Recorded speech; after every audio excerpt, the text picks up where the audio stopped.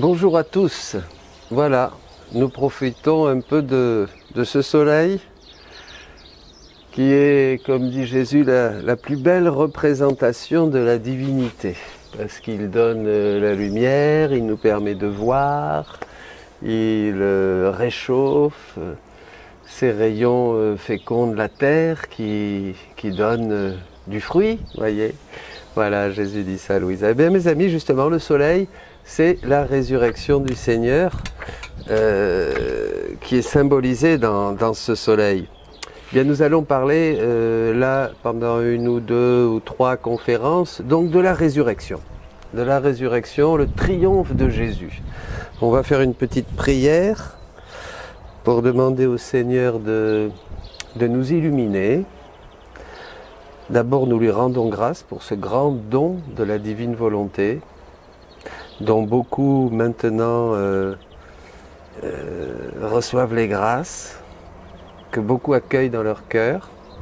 Nous allons rendre grâce au Seigneur pour ce don merveilleux qui transforme notre vie chrétienne, qui nous ouvre des horizons infinis. Une jeune femme aujourd'hui me disait « mais plus je lis, Louisa, plus je comprends, plus c'est lumineux, plus je comprends ». Et je l'ai rassurée tout de suite, je lui ai dit « ne t'inquiète pas, dans 5 ans tu comprendras, dans 10 ans tu comprendras encore plus. Au moment de passer de ce monde au ciel, tu comprendras, et au ciel tu continueras à comprendre. C'est infini, donc il n'y a pas de limite. On entre dans la plénitude du mystère, c'est le ciel qui commence sur la terre. Alors, demandons au Seigneur par la Vierge Marie, par sa prière, de disposer nos cœurs pour que nous recevions ces semences de la divine volonté qui nous dévoilent ainsi la face de Jésus et nous fait entrer dans le mystère trinitaire. Je vous salue Marie, pleine de grâce, le Seigneur est avec vous. Vous êtes bénie entre toutes les femmes, et Jésus, le fruit de vos entrailles, est béni. Sainte Marie, Mère de Dieu, priez pour nous, pauvres pécheurs, maintenant et à l'heure de notre mort. Amen. Voilà. Alors, la résurrection, c'est le triomphe de Jésus, c'est la fin de sa vie sur la terre. D'abord, je voudrais, nous allons méditer des textes. Comme tous les jours, nous méditons un texte après la messe que vous pouvez trouver sur le site, Disciples amoureux missionnaires, et là, durant ce temps de confinement, mais même après, parce que le confinement ne va pas durer, et vous écouterez aussi ces enseignements, je suis sûr, bien après, mais nous ferons mémoire de cette retraite et de ce confinement comme une grâce de Dieu en cette année 2020. Voilà, alors un préambule d'abord. Tous, nous pouvons nous identifier à Jésus à travers notre nature humaine.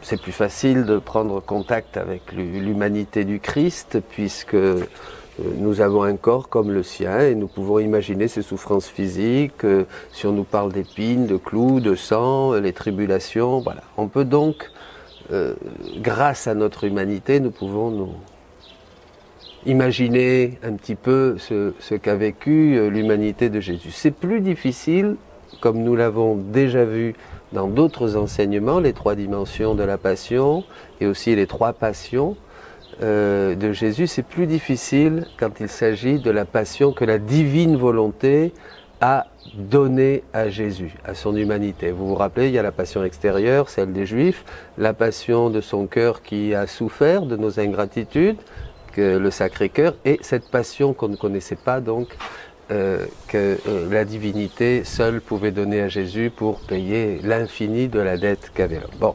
alors là, mais quand on parle de la résurrection, là il y a un obstacle, parce qu'on ne comprend pas bien. Vous voyez, c'est impossible pour nous, il faut faire le saut dans la foi et nous allons le voir. Alors je vais prendre d'abord l'exemple, dans ce préambule, dans cette introduction, d'un papa et d'une maman. Un père et une mère peuvent donner beaucoup de bonnes choses à leurs enfants. Si un enfant est malade, ils peuvent lui donner un organe, par exemple, et il peut retrouver l'enfant la santé physique. Voilà.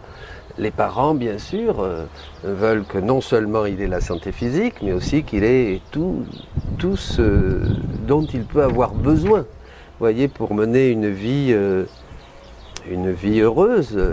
En fait, ce que veulent les parents, c'est que l'enfant ait toutes les bonnes choses qu'eux, ils ont dans leur cœur, dans leur vie matérielle, spirituelle, morale, réussite. Ils veulent donner à l'enfant la meilleure des vies que eux, ils idéalisent. Et ça sera difficile parce qu'ils seront toujours devant la liberté, le choix de l'enfant qui peut vouloir cette vie ou ne pas la vouloir, hein, et prendre un autre chemin, même s'ils font tous les efforts qu'ils pourraient faire, hein, études, argent, santé, tout ce qu'il faut.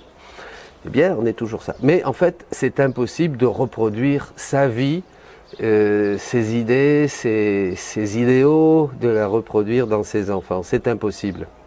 Jésus, par contre, va pouvoir le faire. Et là, on va commencer à entrer dans le mystère de la résurrection. Il va pouvoir le faire parce que non seulement il va payer notre dette, il va donner, pour nous réconcilier avec Dieu, il va prendre notre vie.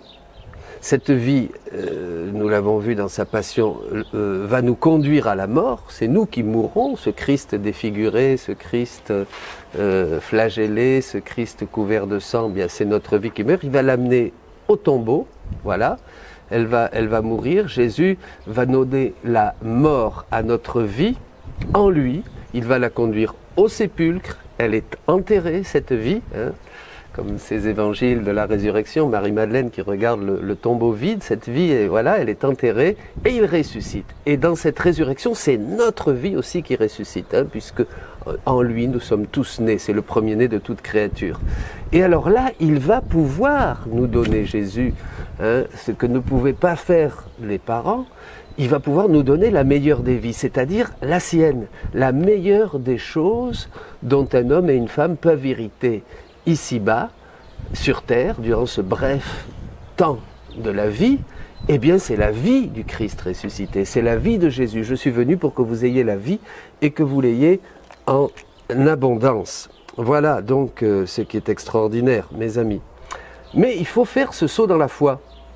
Il faut faire ce saut dans la foi pour vivre avec lui. Si nous mourrons avec lui, nous vivrons, dira l'apôtre Paul dans la deuxième à Timothée.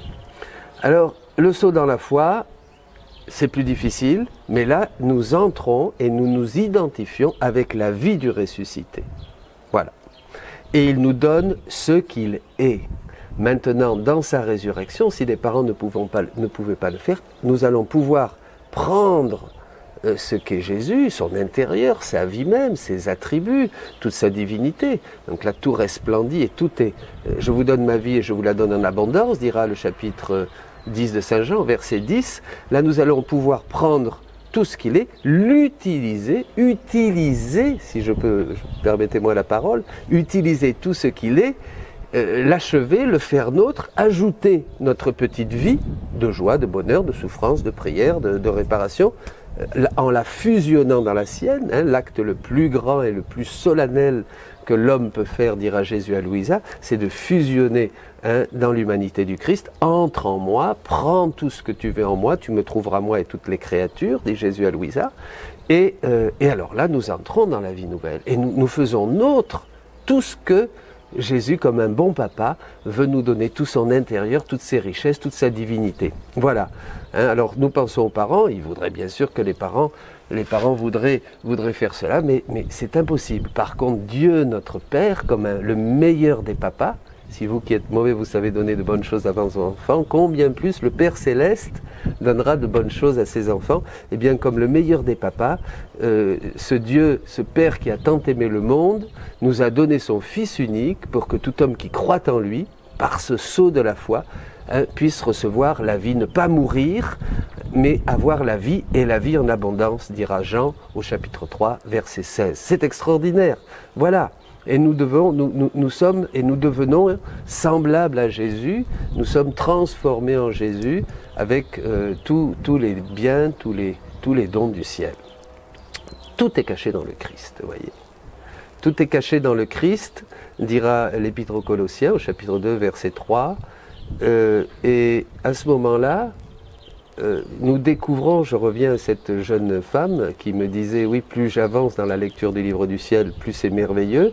Bien, qu'est-ce qui se passe? Cette troisième œuvre de Dieu, l'œuvre du Saint-Esprit, qui en ces temps, dit la liturgie eucharistique, achève toute sanctification, la nouvelle Pentecôte, eh bien, ce Saint-Esprit nous visite, nous transmet, nous infuse, voyez, tous les trésors de l'humanité du Christ, hein, puis c'est le désir du Père, hein, voilà, ça c'est ce que dit Saint Jean, hein, dans la première lettre de Saint Jean, chapitre 3, verset 2. Et alors là, on découvre de plus en plus Dieu parce qu'on lui ressemble de plus en plus. Et nous allons revenir sur ça. Hein. Dans cette bonne terre de nos cœurs, voilà, le Seigneur nous donne tous nos trésors. À nous qui sommes ses résidences, hein, comme il le dit à Louisa.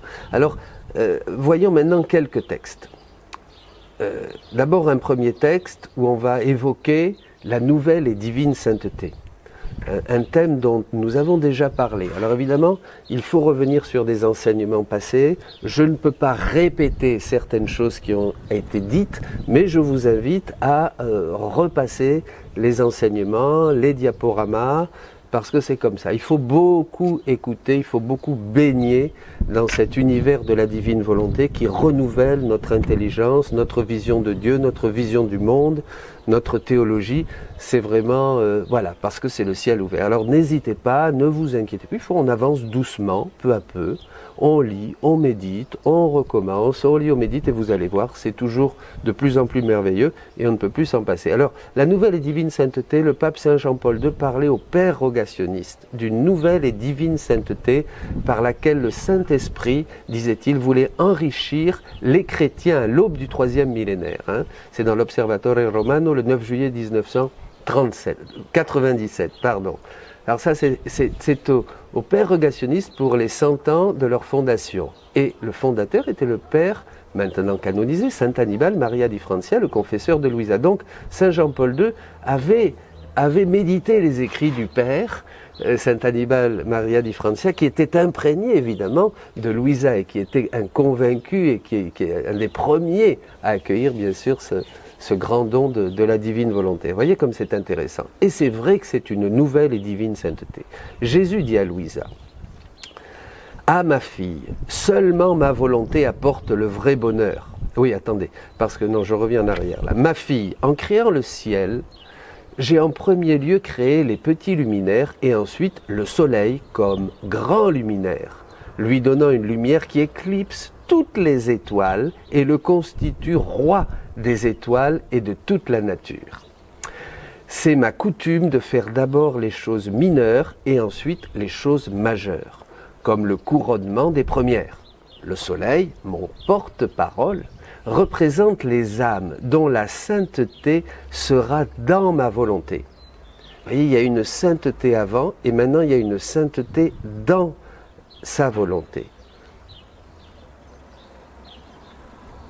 Les saints qui ont vécu dans le reflet de mon humanité, dans l'ombre de ma volonté, seront les étoiles. Quoique venant après, ceux qui auront formé leur sainteté dans ma volonté seront les soleils. Ça, c'est très très important. Alors, c'est difficile à certains, ça, parce qu'ils se disent, mais alors, mais comment on va dépasser Sainte Thérèse de l'Enfant Jésus, le Padre Pio? Et non, il n'y a pas d'abord de concurrence entre Abraham, Isaïe, Jean le Baptiste, Pierre, Paul.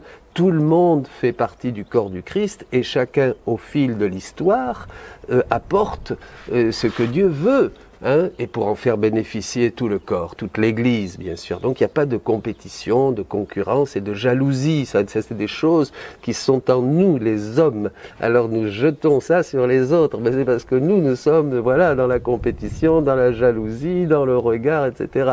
Mais chez Dieu, il n'y a pas de tout ça. On est... Voilà, c'est tout. Voilà, c'est Dieu. Bon, alors, il n'y a pas... Donc ça, c'est important. Et bien sûr que non. Au contraire, les saints qui ont vécu à l'ombre de l'humanité, c'est-à-dire l'imitation de Jésus-Christ. Jésus-Christ, dans les évangiles, a manifesté son humanité dans une beauté, vous voyez, extraordinaire. Et nous avons vu ces hommes et ces femmes, je pense à Mère Teresa de Calcutta, à Saint François, à une Sainte Thérèse, à une Sainte Catherine de Sienne, à un Padre Pio, à une Marthe Robin, et puis les saints des saints des dernières décennies, à la fin du siècle dernier, là, les grands, la bienheureuse Dina Bilanger, la bienheureuse Conchita Cabrera, où là le Saint-Esprit était à la frontière de faire cette œuvre merveilleuse qu'il accomplira en Louisa, qui est la première, puisque c'est la première en qui le Saint-Esprit a pu vraiment, en qui Dieu, la première qui a vécu, voyez, dans la divine volonté. Parce que Dieu commence toujours, je vous renvoie à un autre diaporama, à faire les choses avec une personne et puis avec toutes. Voilà, quoique venant après, donc, ces saints seront des soleils. C'est comme ça. J'ai procédé de cette manière concernant la rédemption. Ma naissance fut sans fanfare devant les hommes. Mon enfance n'eut pas la splendeur des grandes choses de ma vie, de grandes choses. Ma vie à Nazareth fut si cachée que j'étais ignoré de tous. Je me suis astreint aux choses les plus petites et les plus communes de la vie terrestre. Dans ma vie publique, il y eut quelques grandeurs. Cependant, qui connut ma divinité ? Personne, dit Jésus. Pas même tous les apôtres. Je suis passé au milieu d'eux. Je suis passé au milieu de la multitude comme un homme ordinaire. Tant et si bien que tous pouvaient m'approcher, me parler et même me mépriser comme c'est arrivé. J'interrompis Jésus, dit Louisa en lui disant « Mon Jésus, Jésus, mon amour, que ces temps étaient heureux, quelle chance avaient les gens qui, s'ils le voulaient, pouvaient t'approcher et parler avec toi. » Alors là, Jésus va parler du vrai bonheur. Et ça, c'est une belle parole de consolation pour vous, mes amis, pour nous tous. Jésus reprit, « Ah, ma fille, seulement ma volonté apporte le vrai bonheur. » Voyez, seulement ma volonté apporte le vrai bonheur.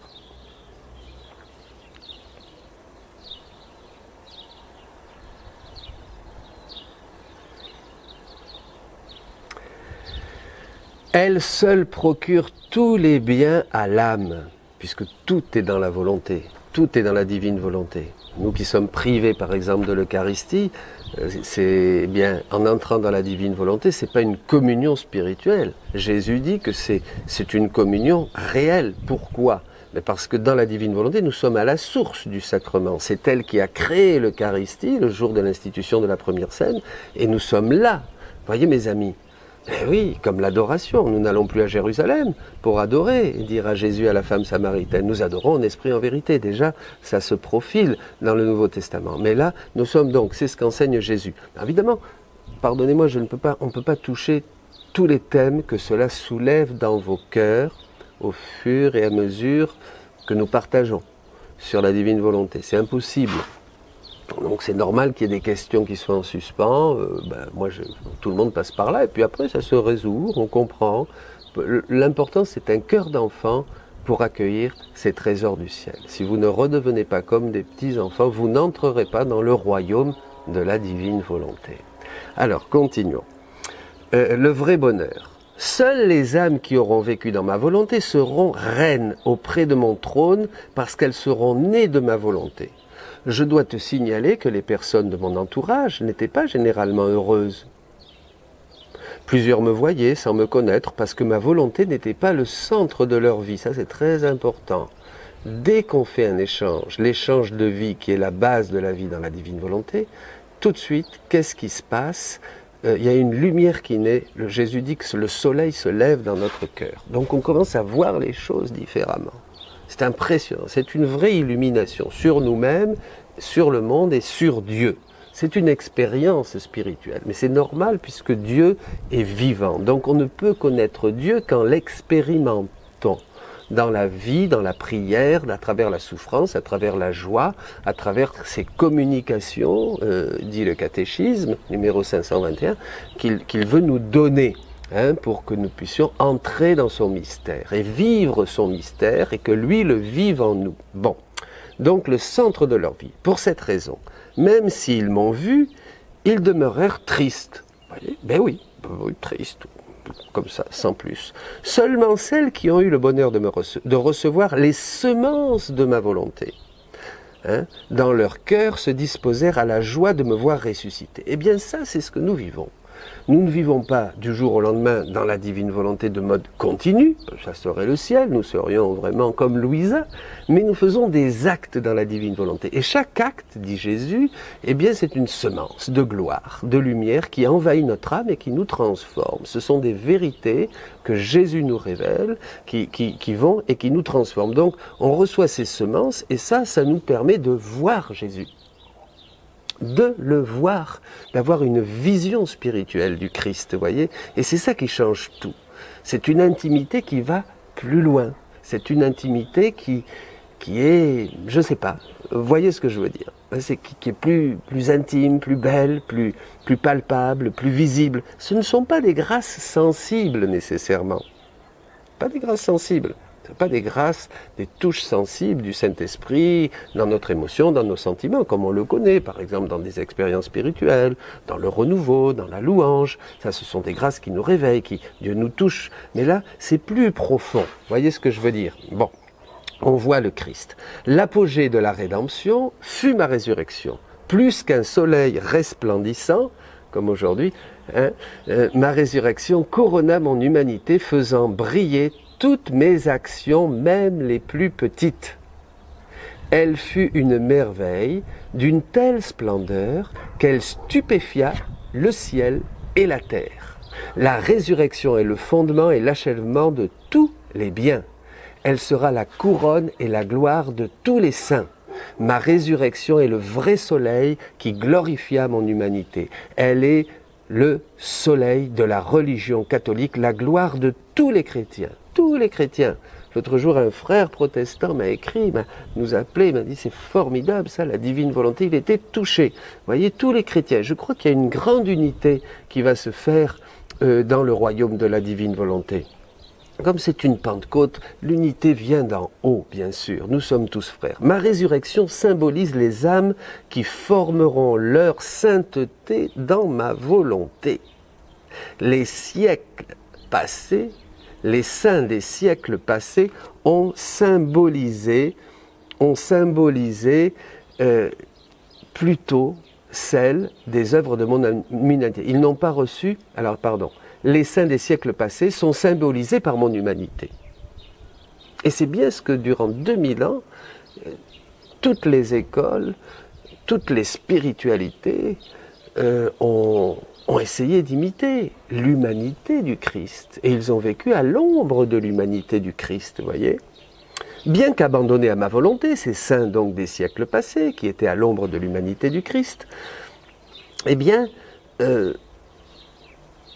n'agissaient pas continuellement en elle. Ils étaient abandonnés. Ainsi, ils n'ont pas reçu l'empreinte du soleil de ma résurrection, mais plutôt celle des œuvres de mon humanité avant ma résurrection. Vous voyez cette comparaison que fait notre Seigneur Jésus, et qui est très lumineuse. Vous voyez, c'est très lumineuse parce qu'on voit combien la progression, vous voyez comme on le voit, on ne peut pas douter de la sainteté d'Abraham, de Moïse, de grands patriarches de l'Ancien Testament, des actes héroïques, et la sainteté de tous ces saints que depuis 2000 ans ont enrichi l'histoire de l'Église. Bon, maintenant que nous entrons dans cet achèvement, dans l'ère du Saint-Esprit, à travers cette nouvelle Pentecôte, il est évident que nous allons avoir d'autres types de sainteté, et que déjà des saints des siècles passés avaient prophétisé. Je pense à saint Louis-Marie Grignon de Montfort qui avait dit que les saints des derniers temps seront de grands arbres comme des cèdres gigantesques, hein, à côté des saints des premiers temps. Bon, alors, ces saints, Jésus dit, ils n'ont pas reçu l'empreinte. Ces saints sont nombreux. Ces saints à l'ombre qui ont imité l'humanité du Christ. Comme des étoiles, ils formeront un bel ornement dans le ciel de mon humanité. Les saints dans ma volonté, symbolisés par mon humanité ressuscitée, sont peu nombreux. Voilà, évidemment parce qu'on commence, il ne faut pas perdre espoir, il ne faut pas se décourager. Hein, Jésus, ils seront quand même... Voilà. Bon, mon humanité avant ma mort a été vue par les foules, mais peu ont vu mon humanité ressuscitée. Alors là, c'est important. Seulement les croyants les mieux disposés. Et, je peux le dire, seulement ceux qui possédaient le germe de la vie dans ma volonté. le germe de la vie dans ma volonté. Vous voyez, comme c'est important, mes amis, cette phrase, c'est-à-dire ce que je vous disais, ceux qui désirent, ceux qui ont soif de vivre dans la divine volonté, ceux qui essayent de faire leurs petits actes de tous les jours dans la divine volonté, ceux qui lisent, voilà, ça c'est des germes qui nous permettent, et il le dit là tout de suite après Jésus, d'avoir cette vision de Jésus-Christ ressuscité, cette connaissance. Voyez, je peux dire, s'ils n'avaient pas eu ce germe, ils auraient manqué de la vision nécessaire pour voir mon humanité glorieuse et ressuscitée. Ces germes, ça nous ouvre le ciel et ça nous fait contempler Jésus ressuscité, de cette connaissance intime, spirituelle et nouvelle, si je peux dire. D'accord ? Voilà. Hein ? Et par suite, pour être des spectateurs de mon ascension au ciel. Ma résurrection symbolise les saints vivant dans ma volonté, parce que chaque action, chaque mot, chaque pas, etc., qu'ils font dans ma volonté est une résurrection divine, une empreinte de gloire, une sortie d'eux-mêmes et une entrée dans la divinité. C'est très simple. Jésus le redira tout au long des écrits de Louisa, qu'un petit acte fait dans la divine volonté, inviter la divine volonté dans un acte, balayer, manger, regarder, boire, dormir, prier, réparer, chaque acte est un acte divin, donc un acte éternel, un acte qui se multiplie à l'infini, un acte qui rejoint toutes les générations du passé, du présent, du futur. C'est un acte divin, c'est un acte qui se fond dans l'acte unique et éternel de Dieu. C'est grandiose, c'est extraordinaire. Mais déjà, j'aimais beaucoup cette phrase de Saint Jean de la Croix, un grand prophète, qui disait que le plus petit acte de pur amour a plus de valeur pour toute l'Église que toutes les œuvres réunies. Voyez ? Bon. Toutes les œuvres de l'Église, voilà. Donc pourquoi s'étonner si ces âmes deviennent comme ressuscitées et illuminées par le soleil de ma gloire? C'est normal. Et beaucoup, cette expérience de joie que vous sentez, de bonheur, tous ceux qui écrivent et qui disent mais c'est formidable. J'ai une sœur ermite qui écrivait, qui me disait mais c'est ce que j'ai espéré toute ma vie, c'est ce que j'attendais toujours. J'attendais ça, je ne savais pas quoi, mais maintenant ça y est, c'est ça. Mais voilà, c'est cette découverte, cette grande joie. Voyez, je vous annonce une grande joie, qui transforme la vie et qui nous fait entrer dans ce royaume de la divine volonté. Voilà. Donc pourquoi s'en étonner, les âmes, pourquoi s'étonner si ces âmes deviennent comme ressuscitées et illuminées par ce soleil de ma gloire? Hélas, peu se disposent à cela, parce que même dans la sainteté, les âmes veulent quelque bien provenant d'elles-mêmes. Ah, et ça c'est important. On reviendra sur ces choses-là. C'est que dans la sainteté humaine, évidemment, on recherche quand même les vertus, on recherche quand même d'acquérir quelque chose. Mais pas dans la sainteté divine. La sainteté dans ma volonté, dit Jésus, n'a rien qui soit propre. Donc on ne peut même pas se glorifier, vous voyez. On ne peut même pas se glorifier parce que c'est tout divin, c'est une sainteté divine, comme nous l'avons vu avec ce texte de Saint Jean-Paul II. Voilà, être disposé à se dépouiller de tout est très exigeant. Voilà, ça c'est très exigeant. En conséquence, il n'y aura pas beaucoup d'âmes qui y parviendront. Toi, tu es du côté du petit nombre, sois toujours attentive à mes appels et dans un envol continuel. C'est le livre 12. Au 15 avril 1919. Vous trouverez les textes que vous pouvez télécharger sur notre site et vous aurez aussi en ce temps de résurrection là bientôt tous les textes, toute une série de textes sur la résurrection que nous méditons à la fin de chaque messe. Bon, voilà. Continuons. Jésus dit, mon humanité, c'est un autre texte, mon humanité lacérée, persécutée, à mort, crucifié, représenter l'humanité malheureuse sans mon vouloir devant la justice divine. Et en chaque souffrance, elle appelait mon fiat à donner le baiser de paix aux créatures, afin de les rendre heureuses. Et je les appelais dans mon fiat pour mettre fin à la douloureuse passion de ma volonté. On ne va pas toucher ce thème, mais il faut voir que la grande passion, depuis le péché, 6000 ans, c'est la passion de la divine volonté qui reçoit cette mort de la part de la volonté humaine. Voyez. Alors, c'est un thème très très beau, hein, bien sûr très profond. La souffrance de Dieu depuis que l'homme a voulu faire sa volonté, hein, c'est-à-dire le péché originel. Voilà. Je les appelais dans mon pédagogue. Finalement, la mort préparait ma résurrection. Et celle-ci appelait toutes les créatures à ressusciter dans mon fiat divin. Dans mon divin fiat. Mon humanité blessée, déformée, méconnaissable, est ressuscitée en pleine santé, avec une beauté enchanteresse, glorieuse et triomphante. Elle préparait le triomphe, la gloire de ma volonté, appelant en elle toutes les créatures et demandant que chacune puisse ressusciter dans mon vouloir pour passer de l'état de cadavre à la vie, de laideur à la beauté, du malheur au bonheur. Mon humanité ressuscitée assure le royaume de ma volonté sur la terre. C'est-à-dire que vraiment, la résurrection symbolise, je vous disais, la nouvelle et divine sainteté, mais c'est l'homme nouveau, symbolise notre vie réelle, ce que nous sommes. C'est extraordinaire, ce que nous serons. Et là, c'est la foi qui nous permet de prendre possession, en nous appropriant, rappelez-vous, faire ma volonté, c'est se soumettre comme un serviteur, vivre dans ma volonté, c'est régner, c'est être possesseur, c'est nous approprier le don de Dieu. C'est complètement différent. C'est être propriétaire, dira Jésus.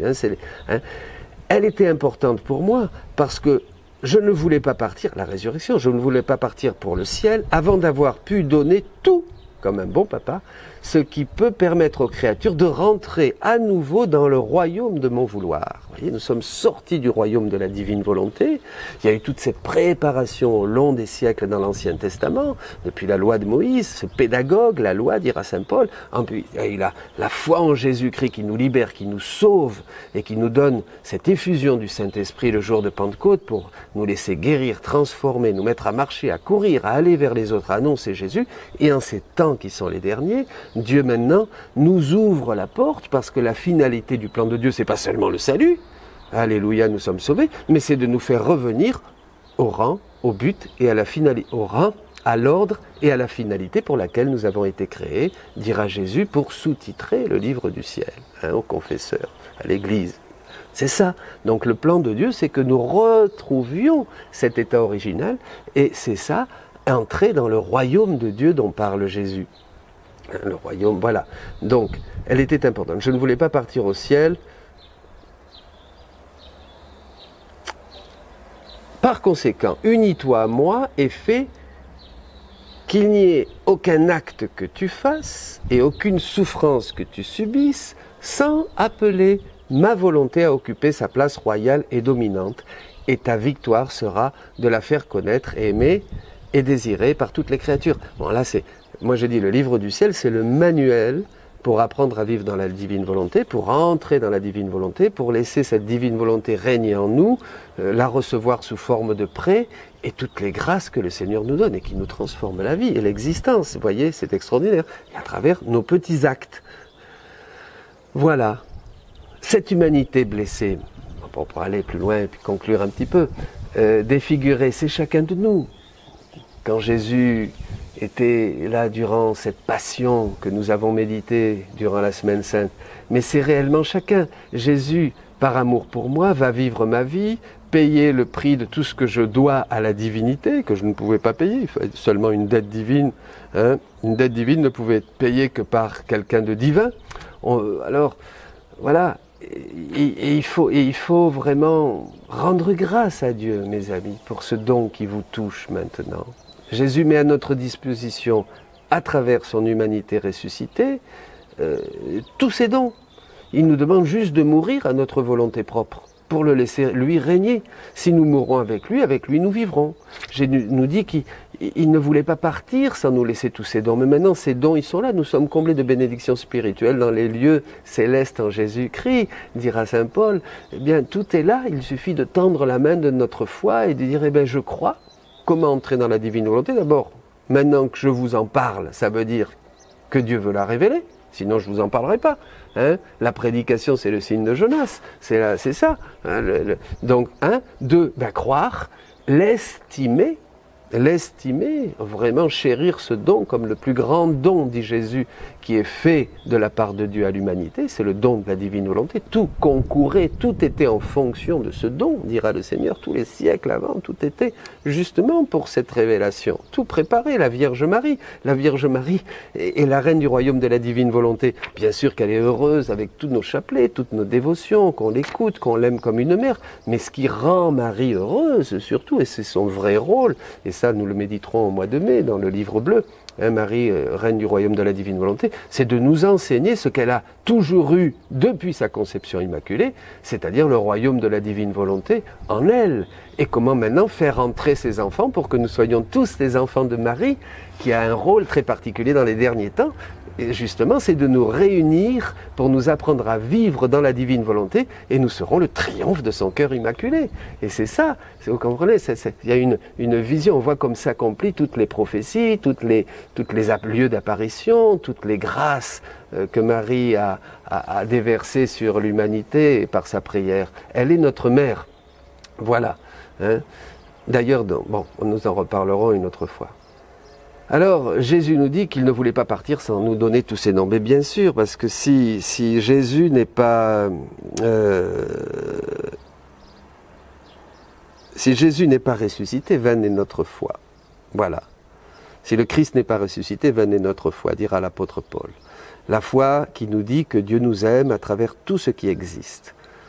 On oublie que si nous nous éloignons de Dieu, nous nous éloignons de tous les biens, de toute la création. C'est pour ça que nous ne respectons pas le prochain, nous ne respectons pas la création, parce que nous n'avons pas cette vision, nous n'avons pas ces semences qui nous permettent de voir dans la lumière du Christ ressuscité toute la création, tout ce qui existe, tout ce qui est beau. Hein. Nous oublions Dieu, donc nous nous éloignons de tous les biens qu'il veut nous donner à ses enfants. On pense pas, on pense aux biens spirituels, bien sûr, mais il s'agit de tous les biens, de tout le créé. Tout ce qui existe, les forêts, les montagnes, les aliments, la tendresse, la chaleur, la famille, Jésus, tout ça c'est la création, tout ça c'est créé. Et puis la grande espérance, mes amis, c'est la résurrection, pour la raison simple que si le Christ est ressuscité, il veut que cette création continue. Et bien sûr, ce soleil, la lune, les étoiles, la pluie, l'air, tout ce que nous vivons. Parce que sinon, la création n'aurait pas lieu d'être. Dieu aurait terminé avec cette création. Donc la résurrection est la confirmation que Dieu veut continuer son œuvre dans la création et son œuvre de rédemption dans l'homme jusqu'à ce que nous rentrions comme le Fils prodigue dans la maison du Père et que de nouveau nous puissions jouir et posséder tous les biens qui sont dans le royaume de notre Dieu et Père. Voilà. Alors, encore un texte. Ma fille, dans ma résurrection, le droit pour toutes les créatures de renaître en moi à une vie nouvelle a été établi. C'est un droit. Comme dit dans un autre endroit, Jésus dit que nous sommes les fils légitimes dans la divine volonté, par droit.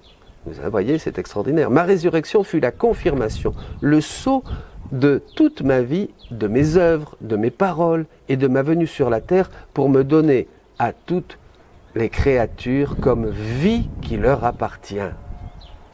Voilà. Jésus nous appartient. Tous les trésors du cœur de Jésus nous appartiennent. Toute la vie de Jésus nous appartient. Tous les attributs de la divinité nous appartiennent.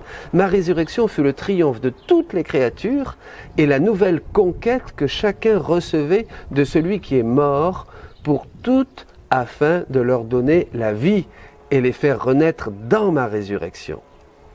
Voilà. Alors bon, il y a une note, je vous laisse pour pour, quand vous méditerez le texte, il y a plusieurs notes qui peuvent enrichir notre réflexion. Hein. Ma résurrection fut le triomphe de toutes les créatures.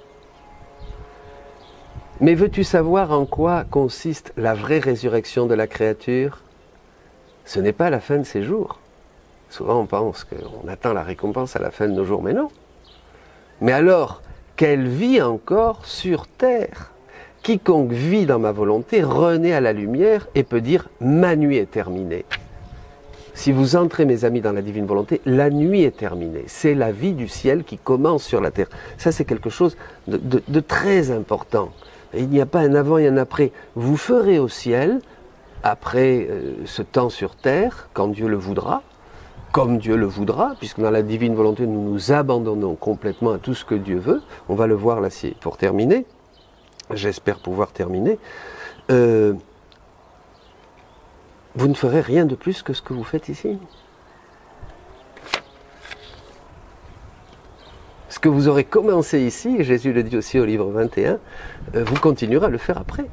Vous irez chercher des âmes, vous travaillerez avec Dieu dans toutes les choses, vous rejoindrez Dieu dans toutes les choses créées, vous rejoindrez tous les cœurs, vous irez les chercher, vous irez les influencer, vous irez leur prêcher l'évangile, vous glorifierez le Seigneur, vous reprendrez la vie de tous les saints, les actions de tous les saints, et vous continuerez à faire. Vous voyez ce que vous faites déjà ici-bas dans ce don de la divine volonté. Donc la nuit est terminée, c'est le jour, nous entrons dans le jour, c'est l'aurore. Cette créature ressuscite dans l'amour de son Créateur, de sorte que le froid et la neige n'existent plus pour elle. Elle ressent le sourire du printemps céleste, le printemps de l'Église. Elle ressuscite à la sainteté qui chasse les faiblesses, les misères et les passions, la nouvelle et divine sainteté. Elle ressuscite à tout ce qui est céleste. Et si elle regarde le ciel, la terre ou le soleil, elle les voit pour trouver les œuvres de son Créateur et avoir l'occasion de lui dire sa gloire et sa longue histoire d'amour. Oui, ça c'est très très beau. Celle qui vit dans mon vouloir peut dire comme l'ange aux pieuses femmes, lorsqu'elles sont venues au sépulcre, il est ressuscité, il n'est plus ici. La créature qui vit dans mon vouloir peut dire la même chose, ma volonté n'est plus avec moi, elle est ressuscitée dans le fiat. Ce sont les évangiles que nous méditons en ces jours de résurrection, cette octave de la résurrection. Les femmes vont au tombeau, c'est fini, il n'est plus ici. Eh bien nous c'est pareil, notre volonté, notre vie est morte avec Jésus, avec lui nous mourons, avec lui nous ressuscitons, elle a été enterrée, nous n'avons plus de vie propre. C'est Jésus maintenant qui répète sa vie en nous.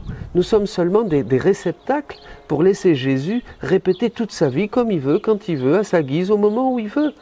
Nous n'avons même plus de désir personnel, ni de nous réaliser dans tel ou tel domaine, dans tel ou tel aspect de pastoral, ou de sainteté, ou de mystique, C'est fini.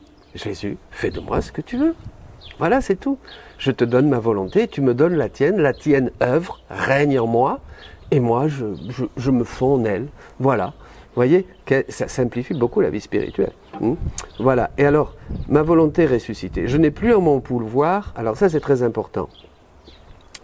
Et si les circonstances de la vie, ça confirme ce que je vous disais, les occasions et les souffrances entourent la créature comme si elle cherchait...